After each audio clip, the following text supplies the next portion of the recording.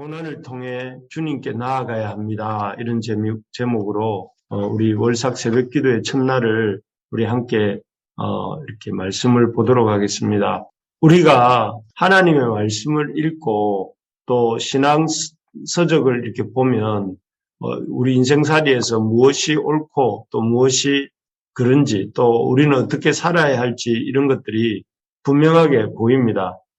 그렇지 않습니까? 그래서 어떻게 살아야 될 것이 좀 마음에 딱 생각이 되는데, 그런데 눈을 들어서 우리의 삶의 현장을 이렇게 보면, 삶에는 우리가 다 이해할 수 없는 문제들이 너무나 많이 일어나는 것 같습니다. 분명하지가 않지요. 예를 들면은, 이 손에 종양이 생겨서 고생하고 있는 그 희주가 그렇습니다. 이제 초등학교 3학년에 불과한데 그리고 그 가정은 신실한 목회자 가정인데 왜 주님을 열심히 섬기는 그런 믿음의 가정에 왜 그렇게 작은 아이에게 이런 고난이 닥쳐왔는지 이해가 잘 안 됩니다. 잘 믿으면 우리가 성경을 볼 때나 또 우리가 이렇게 신앙서적을 읽을 때나 보면 잘 믿으면 잘 돼야 되는데 왜 이런 참 어려움들이 믿는 가정의 아이에게 생기는가 하는 생각을 하게 되죠. 오늘 본문에 나오는 엘리멜렉과 나오미의 가정도 비슷합니다. 그들은 하나님을 왕으로 모시지 않고 각자 소견에 옳은 대로 살던 이스라엘의 영적 암흑기라고 하는 사사시대에 살았던 사람입니다. 그런데 이런 사사시대에서도 이 가정은 그래도 믿음을 가지고 또 적극적으로 이렇게 이 믿음을 가지고 살았던 가정인 것 같습니다. 그 증거가 이들이 믿음을 가지고 적극적으로 살았다는 증거가 이들에게 이 엘리멜렉이라는 이름이 그렇죠. 엘리멜렉이라는 이름의 뜻은 바로 나의 하나님은 왕이시다 하는 뜻이에요. 당시 대부분의 사람들이 하나님을 왕으로도 인정하지 않고 자기 마음대로 자기 소견에 옳은 대로 이렇게 살았던 시대였다는 것을 감안한다면 이 자신의 이름을 엘리멜렉이라 나의 왕은 하나님이시다. 나의 하나님은 왕이시다는 이름을 가지고 이렇게 살았다는 것은 그가 엘리멜렉이 믿음이 있는 사람이었음을 보여주는 증거죠.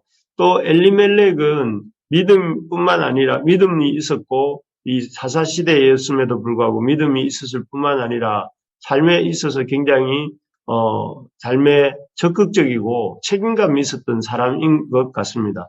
그래서 그가 베들레헴에 닥친 큰 기근 앞에서 이렇게 대처하는 태도를 보면 알 수가 있는데요.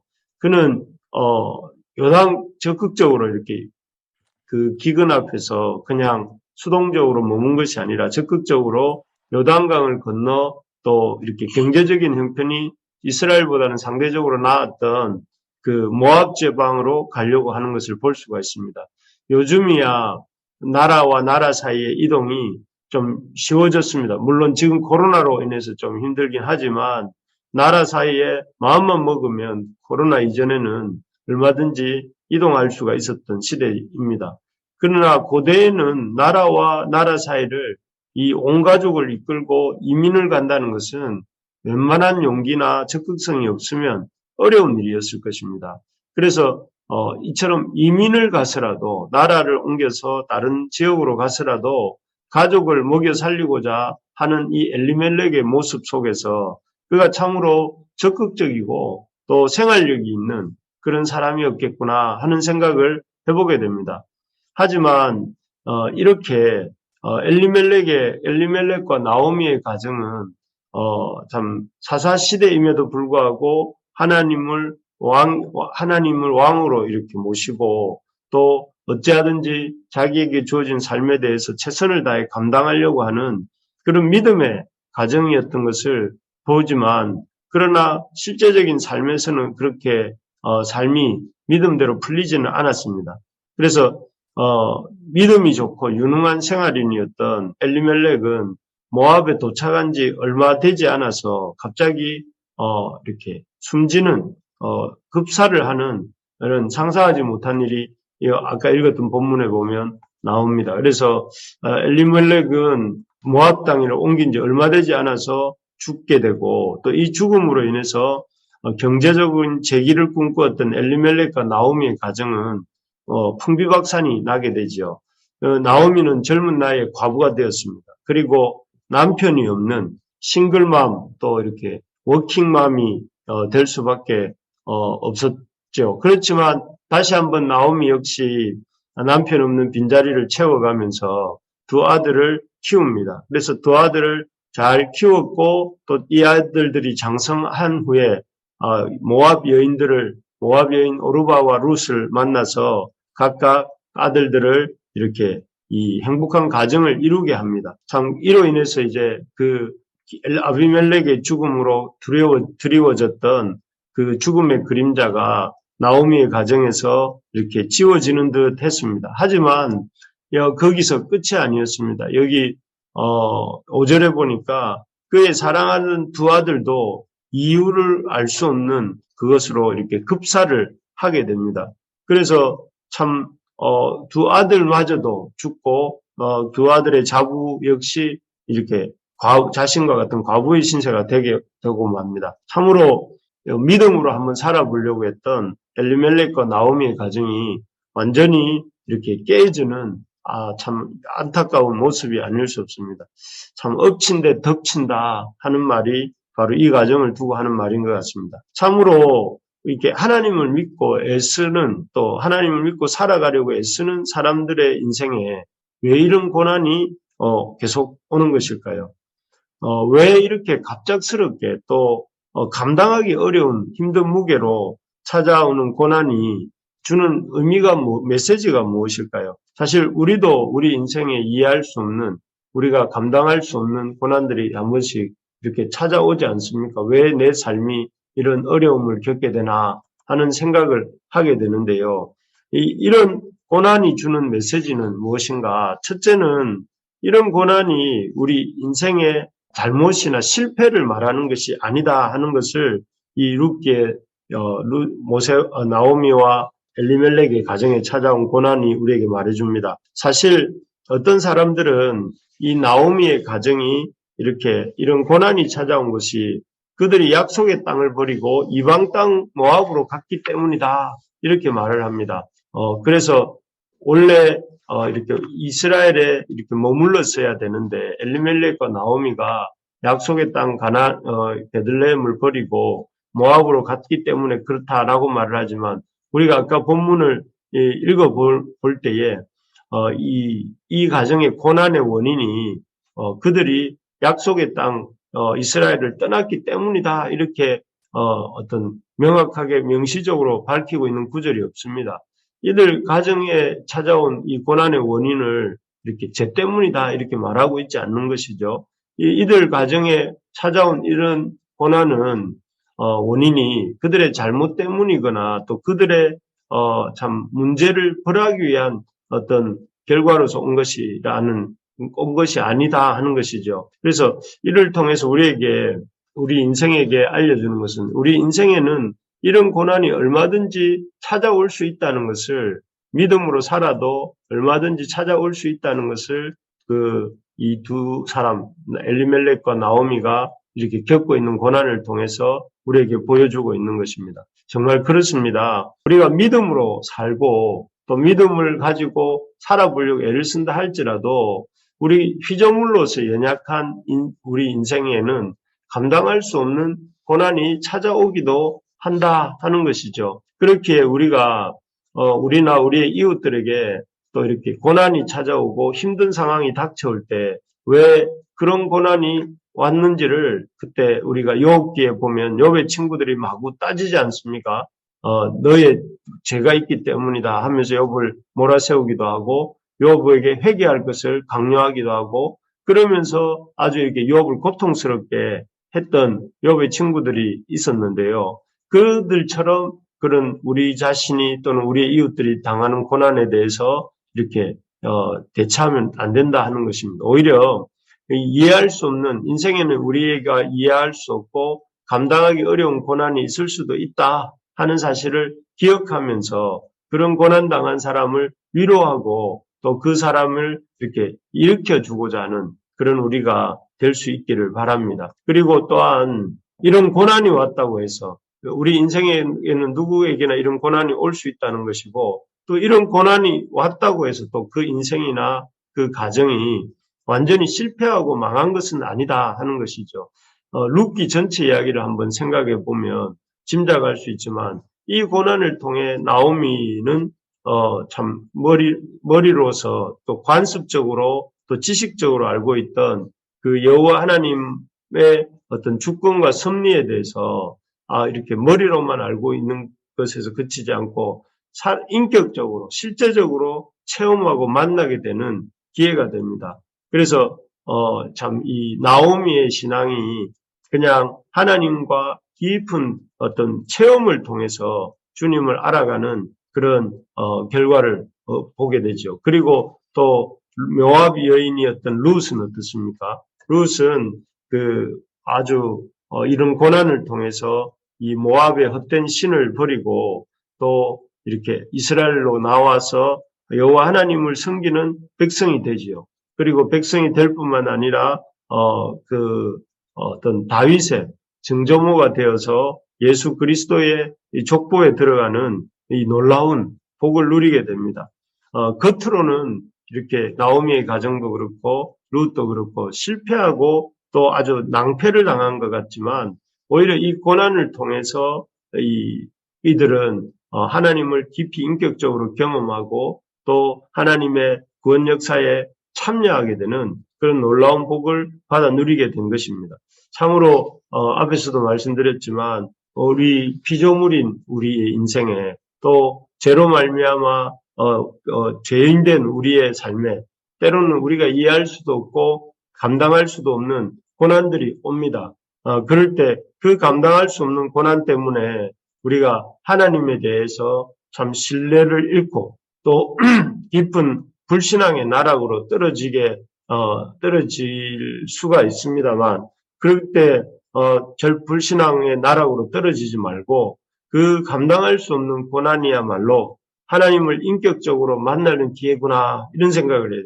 하나님의 백성이 되고 또 하나님의 구원 역사에 깊이 참여할 수 있는 기회구나 이렇게 생각해야 되는 것입니다. 우리 형제 자매들에게 또 우리 성도님들에게 어떤 고난이 있습니까? 엘리멜렉과 나오미의 가정이 겪었던 것 같은 그런 고난이 혹시 있습니까? 그런 고난이 있다면 그 고난에 대해서 불평하는 말을 이렇게 우리가 그치고 또 하나님을 향해서 왜 이런 어려움들을 나에게 주시는가 하는 이런 마음을 버리고 이 고난을 통해서 당신을 깊이 경험하게 해주시고 또 나아가서 이 고난을 통해서 우리에게 하나님의 구원 역사에 더 깊이 참여하는 그런 복된 인생이 되게 해달라고 고난을 통해서 고난 속에서 그 고난의 의미를 깨닫는 눈을 열어달라고 기도할 수 있는 우리 부르심의 가족들이 되기를 바랍니다. 그래서 2022년 한 해에는 우리가 어려움이 없는 그 힘듦이 없는 한 해가 되는 것이 아니라 어려움이 있을지라도 그 어려움 속에서 우리 눈이 열려서 주님을 바라보고 또 주님을 경험하는 한 해가 될 수 있게 해달라고 우리가 기도할 수 있기를 소망합니다. 그리고 세 번째로 보면 고난은 어떤 누구에게도 찾아올 수 있다는 것과 또 고난이 우리를 실패하고 망하게 하는 것이 아니라는 것이 있었다면 이 세 번째로는 이 고난의 때에 뒤로 물러가는 것이 아니라 룻처럼 말하면서 하나님 앞으로 한 걸음 더 다가갈 수 있어야 된다 하는 것이겠습니다. 우리 16절, 17절 같이 한번 읽어볼까요? 룻이 나오미에게 하는 고백인데요. 이 16절, 17절입니다. 시작. 룻이 이르되 내게 어머니를 떠나며 어머니를 따르지 말고 돌아가라 강권하지 마옵소서. 어머니께서 가시는 곳에 나도 가고 어머니께서 머무시는 곳에서 나도 머물겠나이다. 어머니의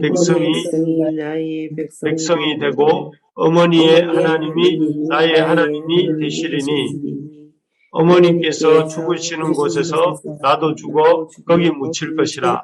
만일 내가 죽는 일 외에 어머니를 떠나면 여호와께서 내게 벌을 내리시고 더 내리시기를 권하나이다 하는지라. 여기에 보면 너무나 유명하고 너무나 아름다운 그 룻의 신앙의 고백이 나옵니다. 자신들의 민족에게로 돌아가라고 하는 그 나오미의 이런 말에 룻은 그 어머니, 시어머니 나오미를 떠나지 않겠다라고 말을 하면서 자신은 죽는 일 외에는 어머니를 떠나지 않고 어머니와 함께 할 것이고 어머니의 백성이 내 백성이 되고 어머니의 하나님이 내 하나님이 될 것이다 하고 이렇게 고백하면서 그 나오미와 함께 하겠다는 뜻을 밝히고 있는 장면입니다. 사실 룻의 입장에서 볼 때는 모압이 고향이고 또 아직 나이도 그렇게 많지 않은 훗날에 그 보아스를 만나서 자신을 소녀라고 이렇게 밝히는 모습을 볼 때 나이도 어렸던 이 룻으로서는 그 모압을 떠나서 이 베들레헴으로 간다는 사실이 또 그리고 아무 소망이 없는 시어머니를 따라간다고 하는 것이 그렇게 해야 될 이유가 하나도 없는 그런 입장이었습니다. 하지만 이 룻은 이 나오미와 함께 할 것이고 나오미의 고난과 자기도 그 고난을 함께 받겠다고 이렇게 말하고 있는 이유는 이 룻이 그 고난만을 바라보는 것이 아니라 그 고난 속에서 역사하시는 하나님, 그 고난을 통해서 일하시는 하나님, 나오미의 하나님, 또 그 하나님, 이스라엘의 하나님을 이렇게 자신의 하나님으로 붙잡았기 때문이다 하는 것을 보게 됩니다. 결국 참 이런 태도가 룻의 이런 태도가 그녀의 인생을 놀랍게 하나님 앞에서 쓰임받게 하고 인생뿐만 아니라 그의 영원 이 땅에서의 삶뿐만 아니라 영원한 삶마저도 바뀌어지는 계기가 되는 것입니다. 바라기는 우리 부르심의 교회 우리 청년들 또 우리 성도님들 한 분 한 분에게 이런 믿음의 고백이 있기를 소망합니다. 그래서 주님 말씀, 주님을 따르는 일을 위해서는 내가 죽어도 좋다. 내가 주와 함께 죽음도 내가 기쁘게 이렇게 받아들이겠다 하는 마음을 가지고 참 이 룻이 그 시어머니 나오미와 함께 하겠다고 하는 고백처럼 주님 앞에 고난이 닥쳐올 때에 더 가까이 한 걸음 다가가는 우리 모든 부르심의 가족들이 되기를 소망합니다. 그래서 어제 말씀에서 본 것처럼 그 안디옥 교회 성도들이 바나바의 주님께 머물라고 하는 바나바의 권면을 듣고 참 이렇게 이 바울과 바나바가 가르치는 말씀을 참 이렇게 껌딱지처럼 바울과 바나바에게 딱 달라붙어서 그 전해주는 말씀을 붙들고 듣고 또 배웠던 것처럼 2022년 한 해 동안 우리 부르심의 모든 가족들이 우리 청년들이 하나님께 딱 붙어서 말씀을 보고 말씀을 붙잡고 말씀대로 살고자 애쓰는 그런 한 해가 되기를 소망합니다. 그래서 오늘 말씀을 맺겠습니다.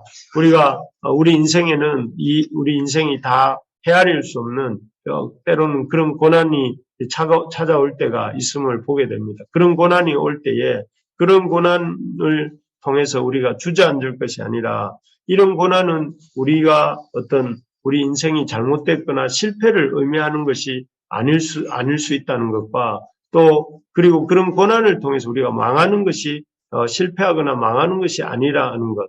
그렇기 때문에 우리가 고난이 찾아올 때에 그 고난에서 뒤로 물러가지 말고 그 고난을 통해서 하나님께로 한 걸음 더 다가가는 이 룻과 같이 다가가서 주님의 놀라운 구원 역사에 동참하는 그런 우리가 될 수 있기를 소망합니다.